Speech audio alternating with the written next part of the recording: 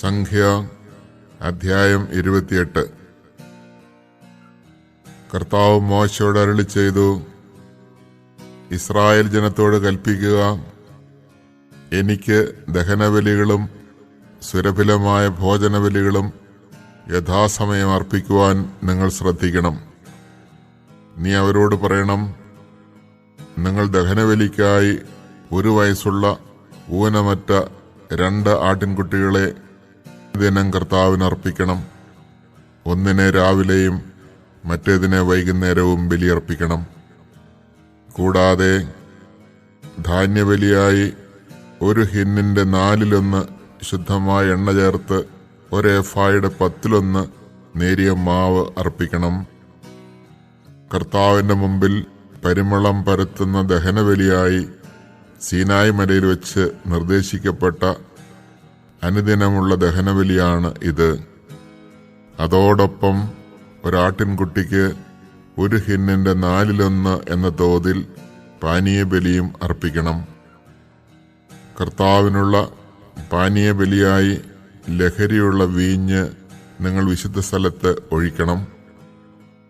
മറ്റേ ആട്ടിൻകുട്ടിയെ വൈകുന്നേരവും ബലിയർപ്പിക്കണം. രാവിലത്തെ ധാന്യബലിയും അതിന്റെ പാനീയബലിയും പോലെ കർത്താവിന് മുമ്പിൽ പരിമളം പരത്തുന്ന ദഹനബലിയായി അതിനെ അർപ്പിക്കണം. സാബത്ത് ദിവസം 1 വയസ്സുള്ള ഊനമറ്റ 2 ആൺചെമ്മരിയാടുകളെയും ധാന്യബലിയായി 1 ഏഫായുടെ 10/2 എണ്ണ ചേർത്ത നേരിയ മാവും അതിന്റെ പാനീയബലിയും അർപ്പിക്കണം. അനുദിനമുള്ള ദഹനബലിയും അതിന്റെ പാനീയബലിയും കൂടാതെ സാബത്ത് തോറുമുള്ള ദഹനബലിയാണ് ഇത്. മാസാരംഭത്തിൽ നിങ്ങൾ കർത്താവിന് ദഹനബലിയായി 2 കാളകൾ, 1 മുട്ടാട്, 1 വയസ്സുള്ള ഊനമറ്റ 7 ആൺചെമ്മരിയാടുകൾ എന്നിവയെ ബലിയർപ്പിക്കണം. അതിനോടൊപ്പം ധാന്യബലിയായി കാളയൊന്നിന് 1 ഏഫായുടെ 10/3, മുട്ടാടിന് 10/2, ആട്ടിൻകുട്ടി ഒന്നിന് 10/1 നേരിയ മാവ് എണ്ണ ചേർത്ത് അർപ്പിക്കണം. കർത്താവിന്റെ മുമ്പിൽ പരിമളം പരത്തുന്ന ദഹനബലിയാണ് ഇത്. അവയുടെ പാനീയബലി കാളയൊന്നിന് 1/2 ഹിൻ, മുട്ടാടിന് 3/1 ഹിൻ, ആട്ടിൻകുട്ടി ഒന്നിന് 1/4 ഹിൻ എന്ന തോതിലായിരിക്കണം. വർഷം തോറും ഓരോ മാസവും അർപ്പിക്കാനുള്ള ദഹനബലിയാണ് ഇത്. അനുദിന ദഹനബലിക്കും അതിന്റെ പാനീയബലിക്കും പുറമെ പാപപരിഹാര ബലിയായി 1 കോലാട്ടിൻമുട്ടനെ കർത്താവിന് അർപ്പിക്കണം. 1-ാം മാസം 14-ാം ദിവസം കർത്താവിന്റെ പെസഹായാണ്. ആ മാസം 15-ാം ദിവസം ഉത്സവദിനമാണ്. 7 ദിവസം പുളിപ്പില്ലാത്ത അപ്പം ഭക്ഷിക്കണം. 1-ാം ദിവസം വിശുദ്ധ സമ്മേളനമുണ്ടായിരിക്കണം. ആ ദിവസം ശ്രമകരമായ ജോലിയൊന്നും ചെയ്യരുത്. കർത്താവിന് ദഹനബലിയായി 2 കാളക്കുട്ടികളെയും 1 മുട്ടാടിനെയും 1 വയസ്സുള്ള 7 ആട്ടിൻകുട്ടികളെയും അർപ്പിക്കണം.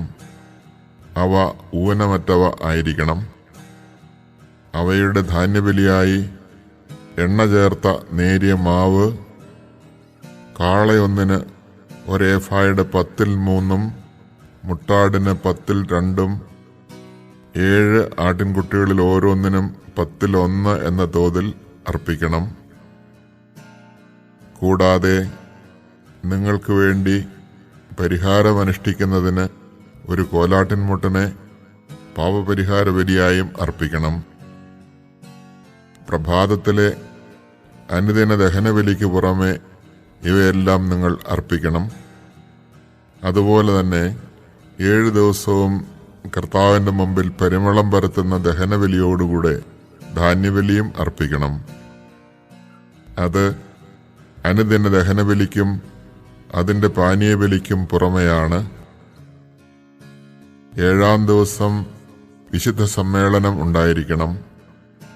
അന്ന് ശ്രമകരമായ ജോലിയൊന്നും ചെയ്യരുത്.